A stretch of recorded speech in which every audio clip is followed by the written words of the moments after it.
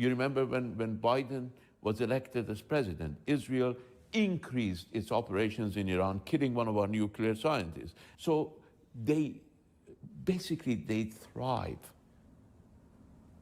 on tension, on conflict. And we will not provide it to them, but that doesn't mean that we will fail to defend our territory, fail to defend our people, and fail to defend our guests. And that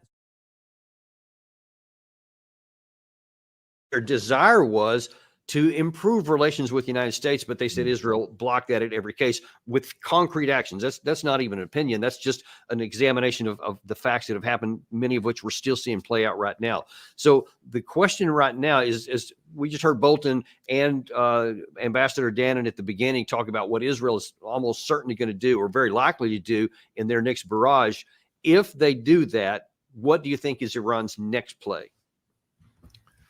Well, keep in mind, if you listen carefully to what the man said and what he was telling us is the truth, there's an underlying assumption that there is some daylight between Washington and Jerusalem on these matters. In other words, that you have two separate, distinct political entities with different views and different interests. And that simply isn't true. I would argue no one in Washington knows what our interests are. Our interests, if we sat down and tried to outline them strategically in a concrete way, would certainly not take us into a war with virtually the entire Muslim world that could spread and include most of the rest of the world. So, that just is not there. But the point is, he doesn't understand that there is no daylight there. By the way, I think it's important to understand that not only is there no daylight between Washington and Jerusalem, the puppet in Kiev, Zelensky, continues to speak for Washington.